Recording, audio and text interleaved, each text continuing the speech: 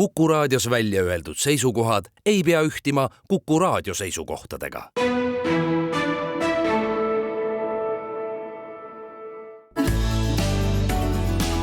Keskpäevatund.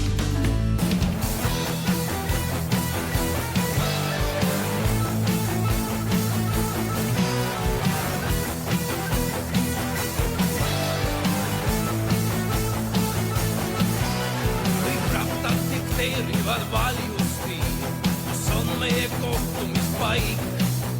Ei vali mu numbreid sa valesti, me maa on lihtsalt suur ja lai. On süüda mul vaevas, süüda on ärevil. Te homme ei leia mind siit. Ei ela ma majas, ei tänaval, mu aadress on NSV Liit. Ei ela ma majas, ei tänaval, mu aadress on NSV Liit.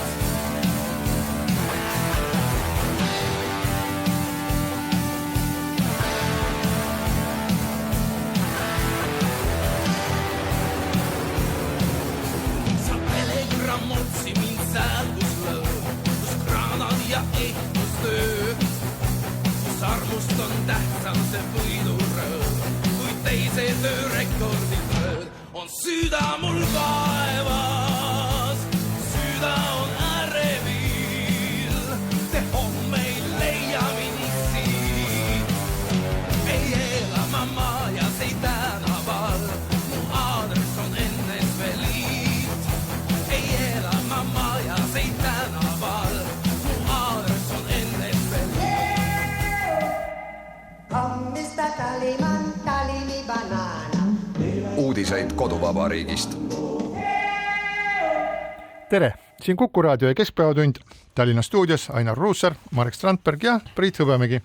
Ja suurepärane ansambel, mis kunagi Eestis tegutses, Vanem õde, esitas laulu Mu aadress on NSV Liit ja see on pühendatud kõigile neile poliitikutele ja riigitegelastele, kes palehigis murravad pead kasja, kuidas võtta ära või siis peatada Valgevene ja Venemaa kodanikelt hääleõigus järgmise aasta kohalikel valimistel.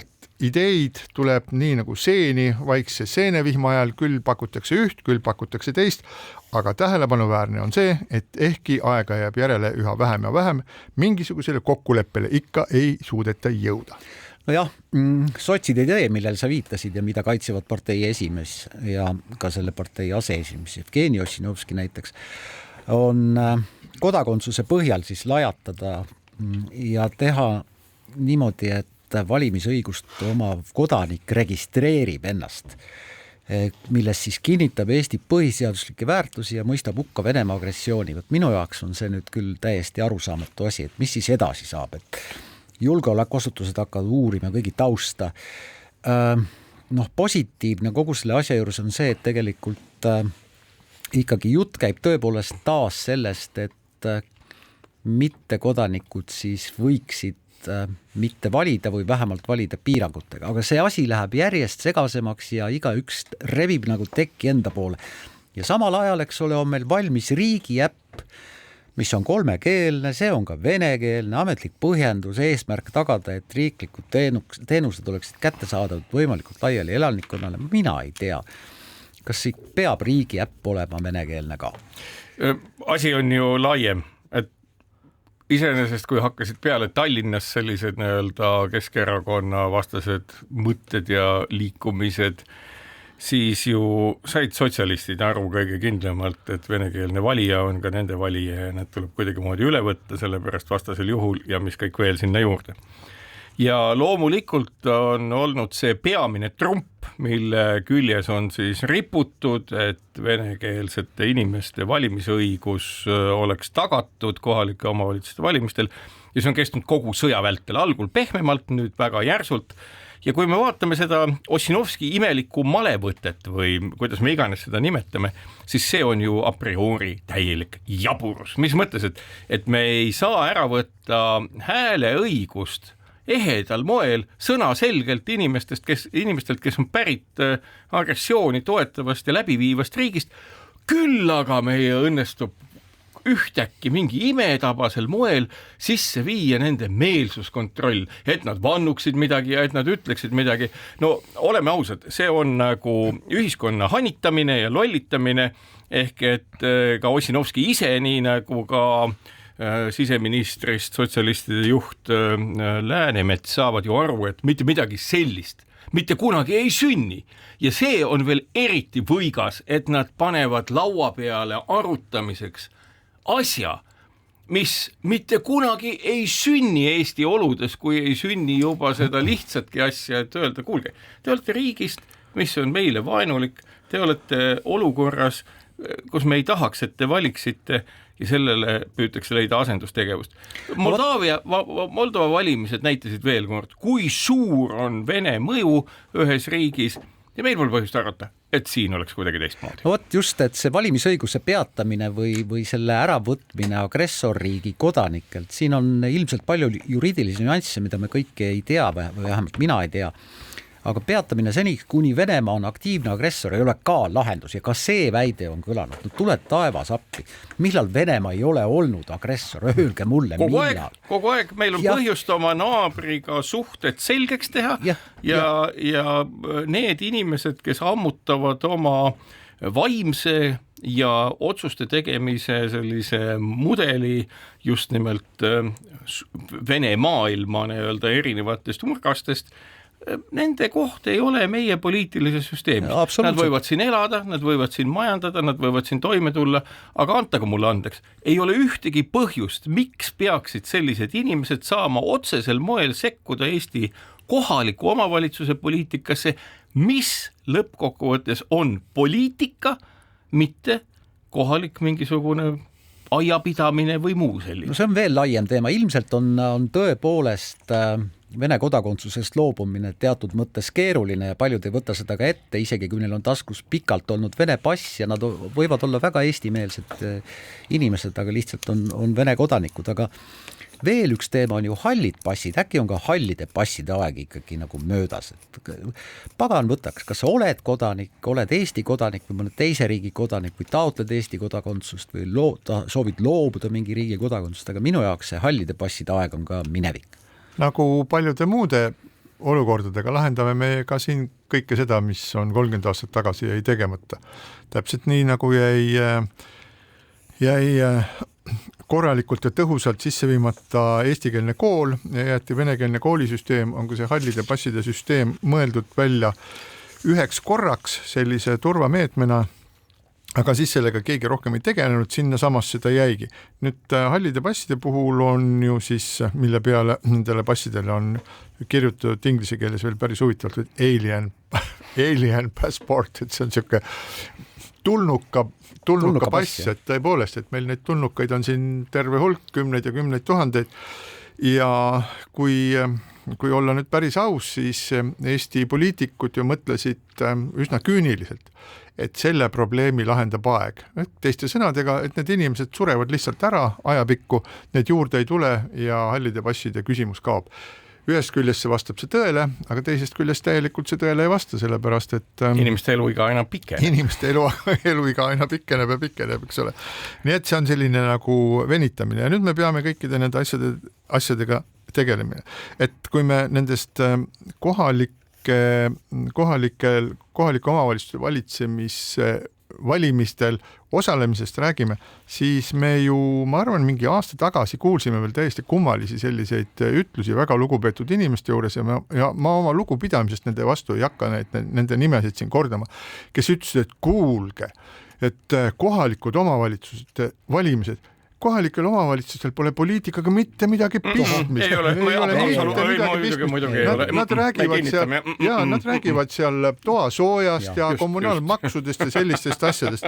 Et nii, okei. Aga ega see seisukoht ju tegelikult isegi kui see seisukoht on muutunud, siis positsioon ei ole muutunud, et meil on ju põhimõtteliselt 2 võimalust selle asjaga tegeleda, kas siis muuta põhiseadust või muuta valimisseadust. Nüüd on erinevaid seisukohti, et õiguskantsler ja ka president on sellisel seisukohal, et valimisseaduse muutmisega seda olukorda ei lahenda, et tuleb muuta põhiseadust, põhiseaduse muutmisel on siis omad keerulised sellised protsessuaalsed nipid, aga mina kogu selles ja osa juriste ütleb, et ei ole üldse vaja põhiseadust muuta, et tuleb muuta valimisseadust. Üks nendest väga teenekatest juristidest on endine riigikohtunik Rait Maruste, kes on korduvalt seda kinnitanud, et valimisõiguse küsimus on rahvusliku julgeoleku küsimus, vastates siis neile inimestele, kes ütlevad, et see ei ole rahvusliku julgeoleku küsimus ja kes siis ütleb seda, et kui me võtame oma põhiseaduse ja võtame selle põhiseaduse preambula ja loeme sealt seda, et Eesti riik on meil selleks, et Eesti rahvast, keelt ja kultuuri läbi aegade säilitada, siis mispärast me hakkame üle tähtsustama ühte punkti selles põhiseaduses, mis korraga osutub olulisemaks kui põhiseaduse mõte, et see on nonsense, et mina kirjutan 2 käega Rait Maruste seisukohtadele alla, ta ütleb seda, et seda tuleb teha valimisseadusega ja ma tsiteerin tema artiklit Postimehes, põhiseaduslikkusega argumenteerides tuleb meil panna kaalumisele, kumb on antud oludes tähtsam, kas kellegi olemine püsielanik ja sellest lähtuv õigus valida või põhiseaduses rahva poolt sätestatud riikluse olemasolu ja eesmärgid ning nende kaitse. Ei ole vist vaja pikka selgitamist, kumb kaalub üles kumma ja sellepärast on mul ausalt öeldes nagu kahju, et mitmed väga olulised poliitikud ja riigitegelased on vastupidisel seisukohal, et mingisugune punkt põhiseaduses kaalub üle põhiseaduse mõtte. Vot see, millele sa viitad, Priit, on hästi oluline. Parlamendi põhiseaduskomisjon leiab, et hääleõiguse äravõtmine eeldab siiski põhiseaduse muutmist. Põhiseaduse muutmine, nagu Marek vist viitas ka, tähendab isegi kiireloomulisena õnneks väga keerulist protsessi, aga kui juba minna põhiseaduse muutmise juurde, ja me üldse ei välista, et see ongi vajalik, sest et kehtiv põhiseadus kiideti rahvahääletusel heaks juunis 1992, siis tähendab see mitte ühe punkti või ühe teema ehk siis valimiste asja, see tähendab tegelikult ikkagi kogu põhiseaduse ülevaatamist. Ma arvan, et see kestab põlvkonna. Ma ei tea, kaua see kestab, aga lihtsalt niisama näppida ühte või teist asja põhiseaduses minu meelest ei ole õige, et kui minna põhimõtteliselt nii radikaalse otsuse juurde, mis ei pruugi olla vale, siis võiks üle vaadata ka väga palju mitmeid muid punkte, millel on näiteks ka muide riigireformi töörühmi aastaid tagasi tähelepanu juhtinud, et kui põhiseadust hakatakse muutma, siis võiks arutleda ka parlamendi liikmete koosseisu üle, kui palju neid peaks olema, etc. Ma lihtsalt osundan ühe asja peale, et praegu ei ole aeg, kus arutada seda, kas üks või teine põhiseaduslik tantsusamm on õigustatud või mitte ja kuidas seda läbi viia. Selles mõttes on kõik need niisugused pehme olemusega inimesed natukene naiivsed, sellepärast et reaalsus on selles, võtame selle sama Moldova valimisedki ja eelnevalt sündinu, meil on käimas sõda, reaalne sõda tulnukatega, teise kultuuri esindajatega ja seda sõda saab täna pidada ilma relvadeta. Seda saab pidada niimoodi, et me lõikame läbi mingid otsuse ahelad, mis seal paratamatult olemas on.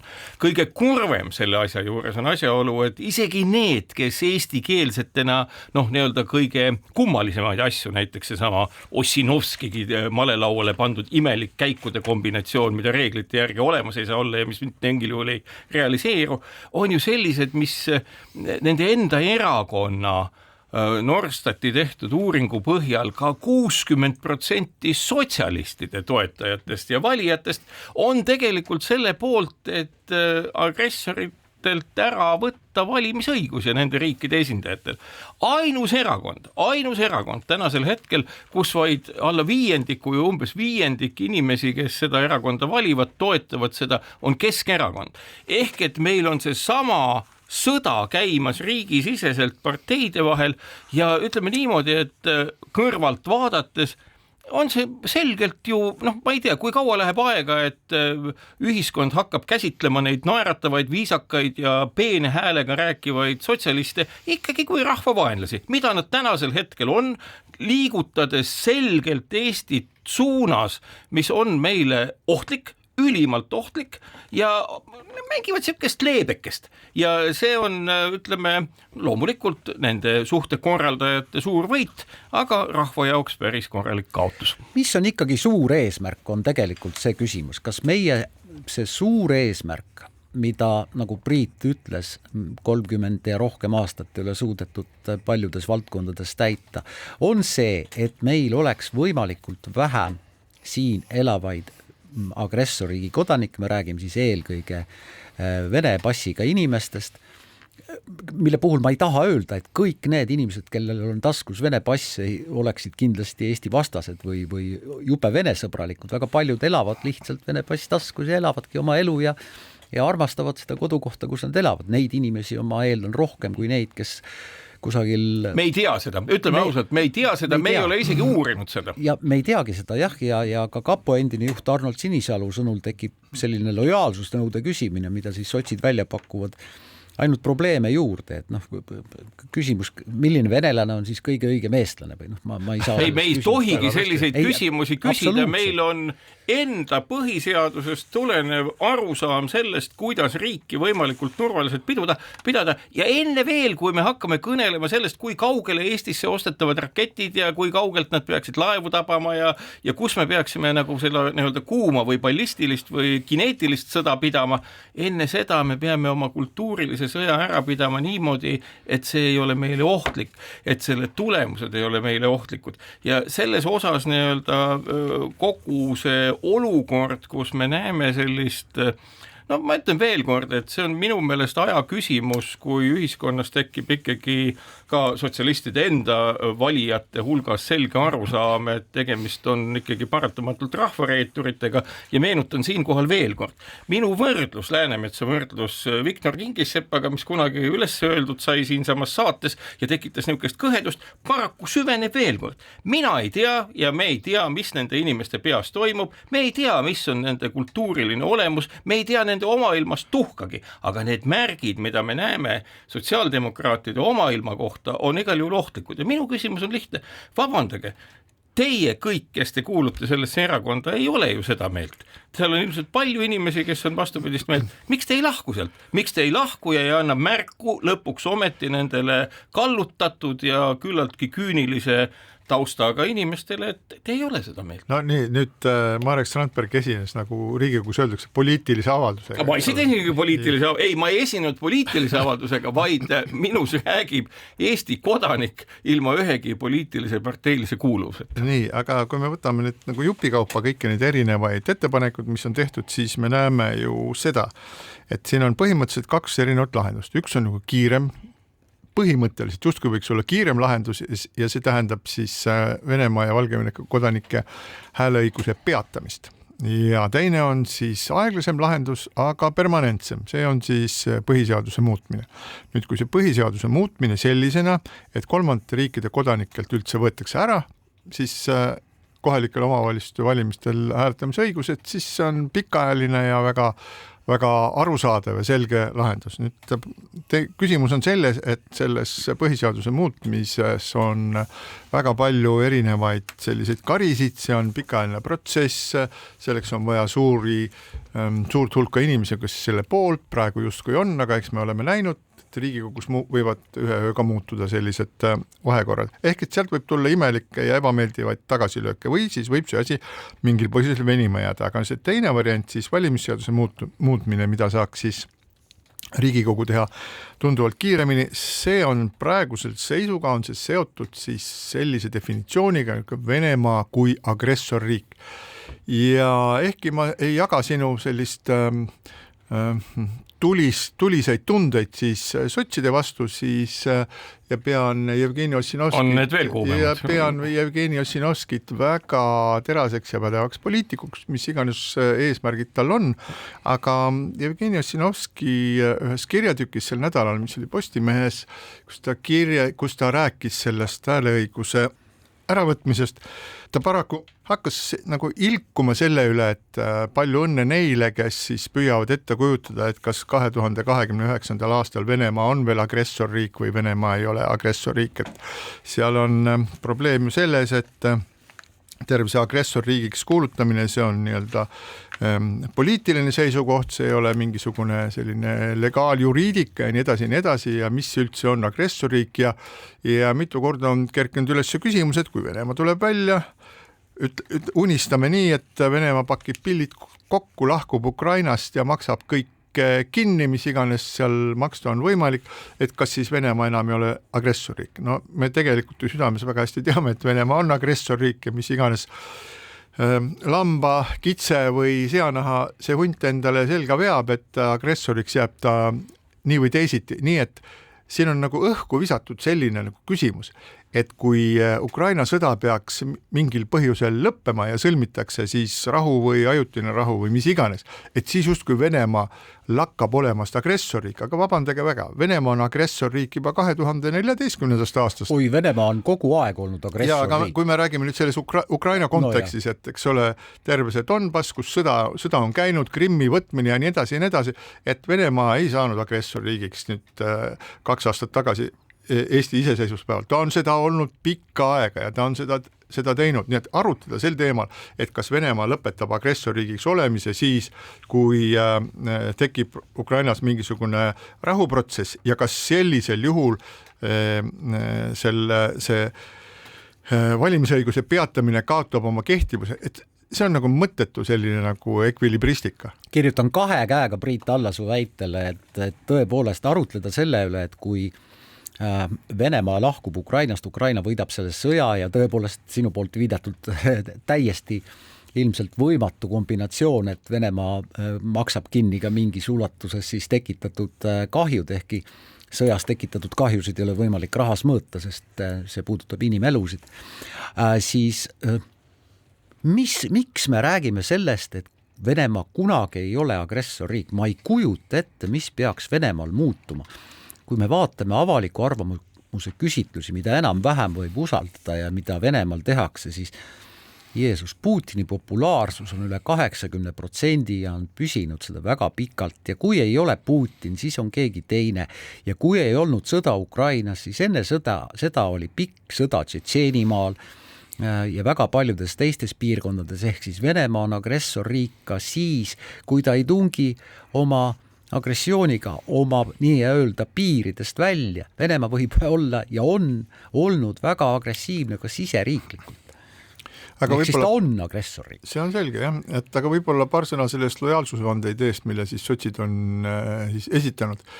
Et paljud selle lojaalsusvande idee kriitikud on nüüd hakanud sellest punktist edasi mõtlema ja teinud seda väga hoogsalt, esitas küsimusi, et kas kapo peab hakkama siis neid inimesi kontrollima või kas siseministeerium peab hakkama neid inimesi kontrollima ja see on meelsuskontroll, sellepärast et me ei näe inimeste pähe ja siis lõpuks me tahame, et meil oleks selline riik, et kus meelsus on vaba ja inimestel on võimalus olla erineval seisukohal ja nad ei pea lojaalsusvandeid andma.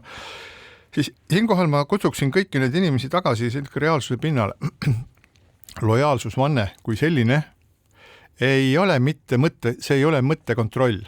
See ei ole mõttekontroll. See on üks dokument, mida saab sahtlist välja võtta sel hetkel, kui see inimene teeb midagi teistmoodi, kui ta on sellel dokumendil lubanud. Et kõik need, kes on sõitnud näiteks Ameerika Ühendriikidesse, teavad, et erinevaid dokumente täites tuleb anda allkirju ja vanduda seda teist, kolmandat ja neljandat, et sa ei. Noh, kui sa sõidad mingisuguse ametireisile, siis on neid asju veel rohkem. Ja mis on selle asja mõte? Selle asja mõte on mitte see, et sind sunnitakse, et sa kirjutad, et sa tõepoolest oled nagu puhas nagu prillikivi, vaid selle asja mõte on see, et kui tuleb see hetk, kui sa jääd omadega vahele, siis võetakse sahtlist välja see paber, kus sa oled öelnud ei, ma seda ei tee, ei, ma seda ei ole ja see on oluline dokument selleks, et sinu vastu algatada õiguslikku protsessi ja see sama on ka selle lojaalsusvandega, et mitte, et inimeste nagu mõistust hakatakse kiiritama, vaid et kui inimene siis millegiga vahele jääb, et siis saab öelda jah, sa tõepoolest valetasid ja selle eest saab karistada. Ta natuke ikka kiiritab mõistust ka, ehk siis ma eeldan, et väga paljud inimesed, kes kirjutavad mingisugusele sinu poolt mainitud paberile alla ja ütlevad, et jah, ma kohustun tegema seda ja ma kohustun mitte tegema seda, siis sõltumata sellest paberist kusagil ajukäärudes on ka see teadmine inimesel olemas, et ma olen selliseid lubadusi andnud ja see on ka tähtis. Jah, kahtlemata. Ja siinkohal väike paus. Keskpäevatund. Ja Keskpäevatund jätkab Ainar Ruussaar, Marek Strandberg ja Priit Hõbemägi. Räägime nüüd sellest, et Eesti on olnud oma uuema aja jooksul ikka üks hea rahvusvaheliste sulide ligitõmbaja. See on nagu meepott, kuhu mitmesugused huvitavad tegelased kohale lendavad ja kui päris Eesti Vabariigi taasiseseisvumise algusaastatel võis ju sellest aru saada, et kogenud rahvusvahelised sullarid mõtlesid, et siin on mingisugused roheliste märgade kõrvatagustega mehikesed, rohelised igasuguses asjaajamises, et neile saab kergesti koti pähe tõmmata ja et mitte öelda angoti pähe tõmmata, kui keegi mäletab, et siis ega nad ju nii väga ei eksinudki, et päris olulised siis riigitegelased läksid nende õnge, et meenutame siis, kuidas Eestis seiklesid ringi rahvusvahelised, kuidas soome keeles öeldakse, huijarid Angotti ja Spossato, keda toodi väga kõrgel tasemel maale, siis meenutame seda, et president Lennart Meri käis Afgaani päritoluga siis Pettise Jakub Haidari piimatööstust avamas. Haidari on tänase päevani rahvusvaheliselt tagaotsitav.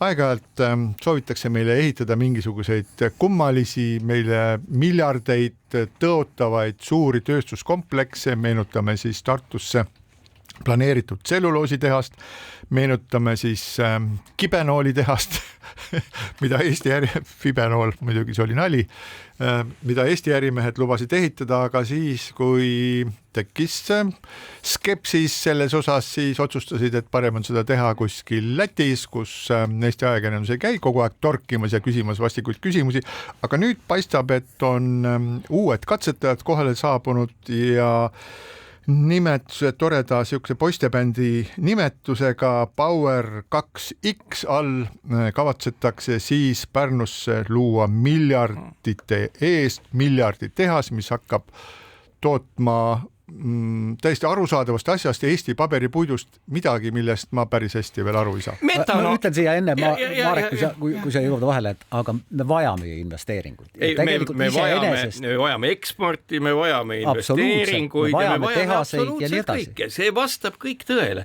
Lihtsalt küsimus on selles, et kuidas ma nüüd nagu väljendan lihtsal moel, et tööstuspoliitika selgroog peab riigis eneses olema ja arusaam selle kohta, mida me suudame ja oskame teha, peaks tulema nagu Eestist enesest, mitte juhuslikult erinevatest pakkumistest, sellepärast, et kust see metanoolitehaski tuli. Meie räägime, et ehitame tuuleparke, meie räägime, et ei ole elektriga midagi peale hakata, siis keegi ütleb, et teeme sinna, paneme sinna elektrolüüseri, lagundame vett vesinikuks ja hapnikuks ja siis teeme seal veel midagi, et ajame puitu sinna kokku ja mis kõik veel ja siis hakkame müüma metanooli. No vägev, see kõik on nagu täitsa huvitav plaan, lihtsalt küsimus ongi nagu selles, et mis on nüüd nagu juhtunud, on vaadake see nagu võtmesõna on alati nii Fibenooli puhul kui ka selle nii-öelda poistebändi puhul, millest Priit rääkis, on üks asi. Me teeme miljardilise investeeringu. Mitte keegi ei kontrolli, kas see on realistlik või mitte. Kui lähemalt vaatama hakata, siis tõepoolest Kanada pensionifondid on andnud lubaduse, et et me võtame riski, me katsetame, et kas sellest midagi tuleb. No ongi nii, äris võetaksegi riske ja ettevõtja võtabki riske. Ja siis nagu edasi tuleb seal juba nagu te olete tähele pannud, nagu ka Fibenooli puhul, nii ka selle Pärnu metanoolitehase puhul, tuleb nüüd see asi, mida tegelikult tahetakse. Aga andke meile soodsalt nüüd seda puitu, et me saaksime selle asja ellu viia. Meil oleks vaja soodsalt puitu, me tahaksime saada soodsat puidulepingut. 500 000, 1 000 000 tihumeetrit aastas, 10-15 aasta peale. Meil on vaja siukest lepingut.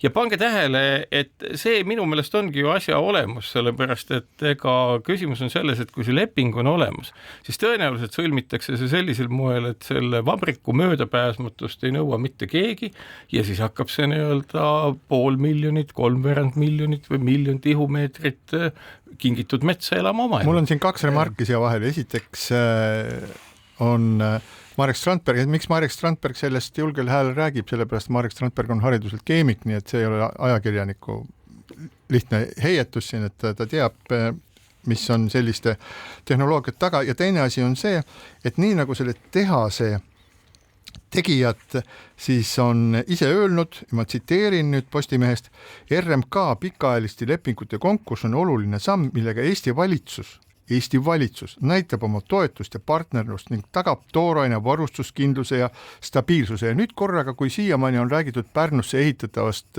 Kanada pensionifondide raha eest ehitatavast tehasest, mis just nagu hakkab midagi tegema, mida käega katsuda ei saa, aga saab nuusutada, siis korraga tuleb välja, et see poistebänd näeb ette, et Eesti valitsus annab oma toetuse ja partnerluse ja tõepoolest juba on siis need inimesed olnud ühe pildi peal majandus- ja tööstusministri ja kliimaministri Yoko Alenderiga.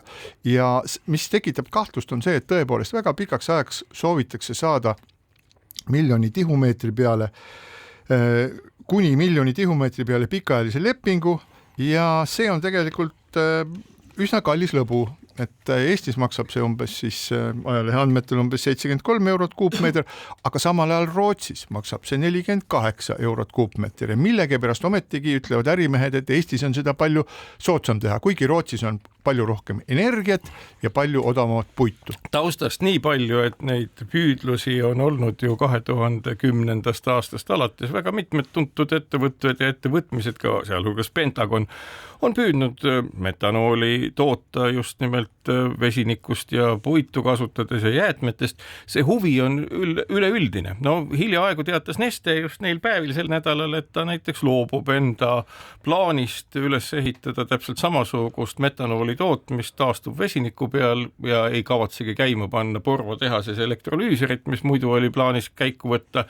Ja põhjused on majanduslikud, turu ja ka tegelikult kogu selle rohepoliitika põhised. Ja nüüd ühtäkki Eestis peaks see nagu õnnestuma. Ja siin ongi väga palju põhjust kahelda, et kas seda laadi investeeringud või lubadused investeerida ja see, et riik on kõigis oma ministeeriumites, omavalitsused käima tõmmanud mingi meeletu tantsu lihtsalt ühe sõna peale. Miljard. See sõnamaagia, mis on seotud arvudega, miljard. No jaa, aga miljard. See... Ja siis kaob igasugune kriitika meil. Keegi ei analüüsi seda, et kust see miljard tuleb, kas see on realistlik, kas see turg on realistlik, kas see turg on sellise hinnaga realistlik, kas Euroopa Liidu või maailma rohepoliitika on üldse seda laadi tooteid müüa võimaldav või mitte. Ja siis see miljard elab oma elu ja ma arvangi, et iseenesest meie õnnetus on asjaolus, et meil ei ole olemas selge plaanilist tööstuspoliitikat, mis põhineks arusaamadel, mis maailmas on võimalikud ja mis ei ole võimalikud. Meil on arvukalt kõikvõimalikke majandusanalüütikuid, kes arvutavad ja uurivad kõikvõimalikke turge ja ometi me jääme nii-öelda alati lõksu selle peale, et tuleb keegi, kes ütleb, noh, kui te annate meile tasuta puitu mingil määral, siis me võib-olla teeme midagi ja investeerime siia miljardi ja veel mis iganes muud. Ja see on ettevaatlikuks tegev, see raiskab tegelikult ühiskonna tähelepanu ja tekitab lõppkokkuvõttes olukorra, et kui seda miljardi investeeringut ei tule, nii nagu, eks ole, antud juhul ka fibenooli puhul, aga ma lähen Lätti, ma teen seda hoopis Lätis, ai appi, ta läheb Lätti, mis meist nüüd saab? Midagi ei saa. Seda tehnoloogiat tänase arusaama järgi patenteeritult olemas ei ole, see tehnoloogia edeneb hästi näiteks Saksamaal, kus UPM10 ehitab avaliku teadmise peal sedasama tehnoloogilist tööstust üles Saksamaale, kus jäätmeid on ju palju. Küsimus ongi selles, mida peale hakata puidu jäätmetega, aga vabandage mind, metsast saadav paberipuit ei ole sama, mis puidu jäätmed. Teadustoimetajaga ma muidugi nendel teemadel vaielda ei ma võin, aga ma ei oska, aga kindlasti ei ole sul õigus ühes asjas. Või kui on, siis ma ei tea, millal ma ära söön. Söö kõike. Sul ei ole kindlasti õigus see, et kui tehakse mingisugune suur investeeringuplaan, ükskõik kas investorite poolt või siis riik otsustab seda toetada või ettevaatlikult toetada või mitte toetada, et seal taga ei ole plaani ja seal taga ei ole analüüsi. Kindlasti on.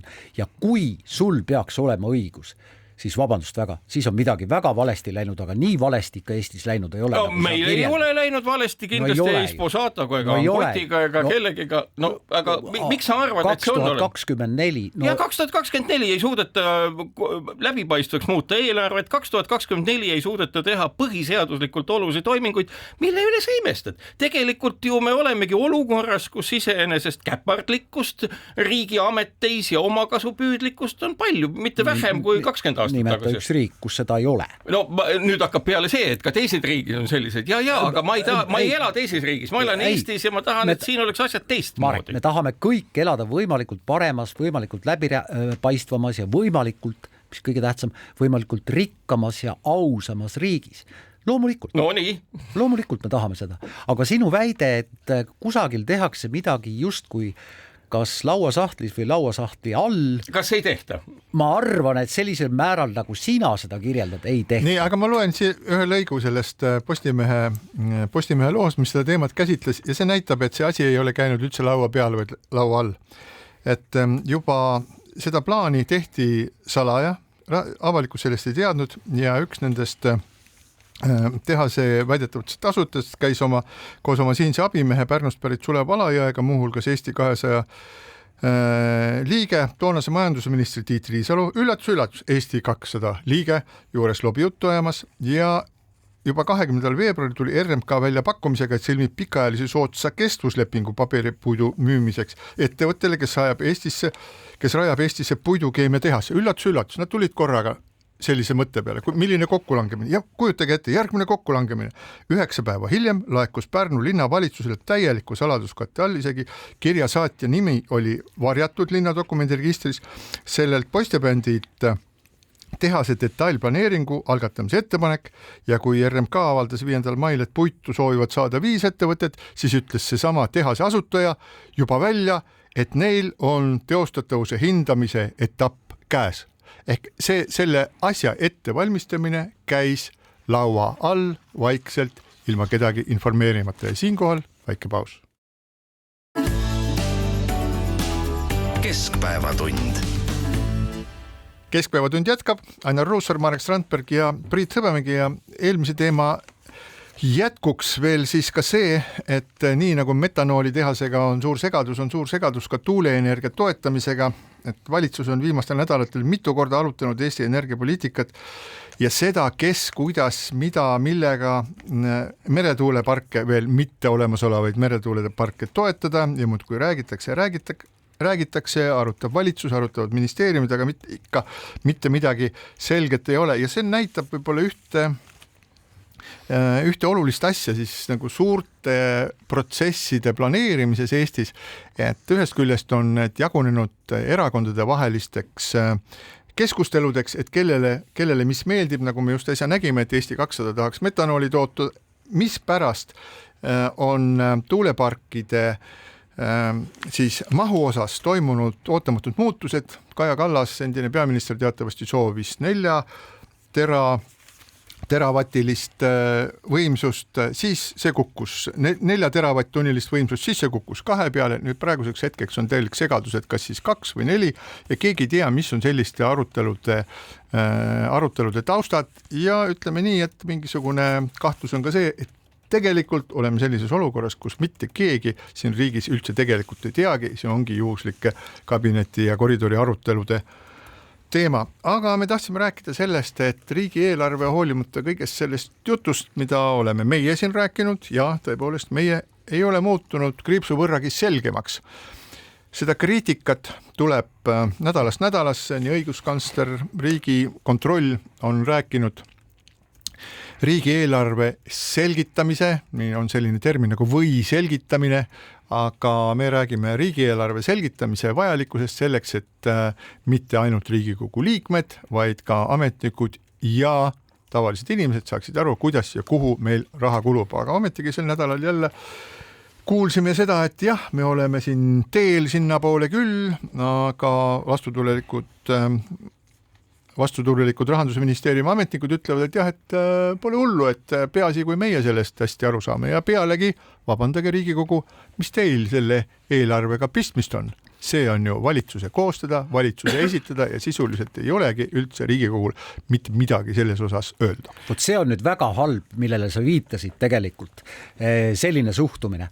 Ehk siis kui, vabandust väga, kui Riigikogul ei ole riigieelarvega pistmist selle tõttu, et Riigikogu liikmed tunnistavad, et nad ei saa sellest riigieelarvest aru, või saavad aru üksikutest suurtest arvudest, lõpparvust või siis mingisuguse valdkonna miljard on see suurus, millega investeeringutest. Ehk siis on asi väga halb. Mida ma tahan veel viidata on see, et tegelikult riigieelarve kontrollikomisjon parlamendis on olnud oma tegevuses väga-väga aktiivne ja juhtinud ka sellele samale läbipaistmatusele korduvalt ja korduvalt tähelepanu, aga tõde on see, et asi on halvasti, et iga Eesti Vabariigi elanik ei peagi üksipulgi teadma, millest riigieelarve koosneb ja ei peagi seda lugema ja nii edasi, aga kui ta selle vastu huvi tunneks, siis võiks ta üht koma teist aru saada. Nüüd, kui minna natuke edasi, siis ma ütlen, et kui valdkondade kaupa võtta, siis tegelikult asi lähebki ikkagi natukene selgemaks. Ja kas või see, et parlamendi rahanduskomisjoni liige Keskerakonna Andrei Korobeinik uuris ministeeriumite kärpeplaane näiteks ja sai ikkagi mõnest ministeeriumist üsna adekvaatseid vastuseid, kus siis kärbitakse. Aga see on täiesti eraldi teema muidugi. See on valgustama inimestele, olles ka näinud umbes 4 eelarve koostamist ja püüdnud aru saada, mis seal siis toimub ja ma arvan, et ka aru saanud. Tegelikult ju, kui kõik on rahulik, kui kõik läheb hästi, kui kõik kosub, kui kõik on reeglina õnnelikud ja nii edasi, siis ju eelarve koostamine käib väga lihtsalt. Et kui eelmisel aastal ostsid ministeeriumid või mis iganes mõned doosid tikke ja mõned kaardikepid hariduse ja teaduse jaoks ja siis veel igasugust muud pudipadi ka veel juurde, mis riigi korraldamiseks vaja on, siis eeldus on selline, et järgmisel aastal peaks ju umbes samamoodi minema ja kui siis öeldakse, et ei lähe, siis hakkabki peale see, et kes ütleb, et mul on ikka rohkem vaja ja mul on ikka vähem vaja ja kogu probleemi uba on valdavalt, ükskõik mida siis ka meil rahandusminister mõnitavalt Riigikogu kohta ütleb, et ta ei peagi sellest midagi teada saab, see ei oma üldse tähendust. Aga asja olemus on selles, et iga-aastane riigieelarve tehakse eelmise aasta riigieelarve pealt ja püütakse sinna sisse panna mingeid muudatusi. Nüüd, tänane olukord on oluliselt teistsugune ja eeldab ühte olulist asja, mida ju siiamaani, kuigi kõik on öelnud, meie just teeme, valige meid, meie teeme seda, on riigieelarve revisjon. Revisjon, mis tähendabki seda, et ühel aastal peaks kõik pulkadeni lahti võetama, iga kui tikukarp, mis ostetud või mingi muugi vidin, ja saama siis üldpildi. Kui seda üldpilti ei ole, siis iga kui järgmise aasta eelarve koostatakse ikka samasugusel tühikargamise moel, kus nagu kakeldakse lihtsalt ministeeriumite või ametkondade pinnal sellest, kes rohkem, kes vähem ja selle tõttu... see jääb alati. Ei, see ei jää alati. See jääb alati. Ei, ma tahangi öelda... Mitte ei kakelda, vaid võideldakse selle eest, et eelarve oleks suurem või mitte väiksem. See on üks eelarve tegemise viise, aga tänasel hetkel, kui meil selleks võimalusi ei ole, tänasel hetkel, kui meil peab olema see üks pilt, see täpne röntgenpilt või ei saa aru, selgi. Meil ei ole olemas see, mida lubasid väga mitmedki erakonnad, et nad teevad pärast valimisi. Riigieelarve revisjon. Revisjon tähendab seda, et rida-realt on aastal X, kui see revisjon tehakse, see üle vaadatud ja tekib pilt, mida see endast kujutab. Tekib pilt kõikidest nendest urgastest ja pragudest, kuhu raha voolab. Kuni seda pilti ei ole jutt riigieelarve läbipaistvusest tõsiselt võetav. Ja nüüd ongi täpselt seesama küsimus, et minu meelest oli vist E200 see, kes rääkis seda ja paljud teisedki, kes muidugi, milles küsimus, meil on ikka vaja revisjoni teha ja see revisjon on tegemata ja selle tõttu 0 punkti ei ole, millest alates oleks võimalik sisuliselt vahet teha, kuhu midagi läheb, kuhu midagi mitte ja lõppkokkuvõttes anda ka kodanikule selge pilt, kuhu tema raha läheb. Aga vaatame, kuhu see on siis seadusloome kontekstis läinud, et valitsusliit tõepoolest seadis eesmärgiks siis muuta riik efektiivsemaks ja vähendada bürokraatiat.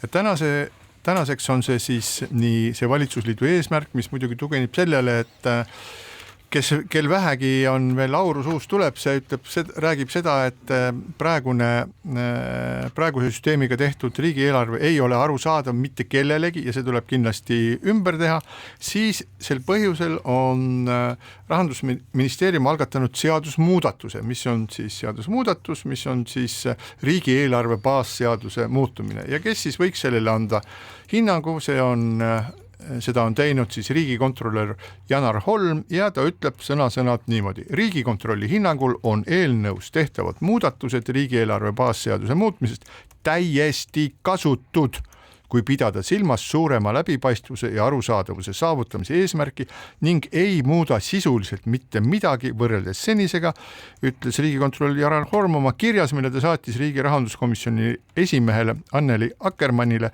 ja ta siis täpsustas seda, et mõju on vähene, sest vastavaid andmeid on kogu aeg riigieelarve strateegia ja riigieelarve protsessis esitatud, aga et siiani kajastusid need andmed seletuskirjad, nüüd hakkavad kajastuma seaduses, see info on seal kogu aeg olemas olnud, see on ümber tõstetud selle riigieelarve raamides ja seda esitab meile valitsusliit ja Rahandusministeerium suure edasiminekuna ja riigieelarve baasseaduse muutmisega, mis peaks vastu tulema nurisevate kodanike ja poliitikute soovidele. See on täielik jama. Palun tehke ümber. Ja siinkohal täname kuulamast, kohtume taas nädala pärast. Keskpäevatund.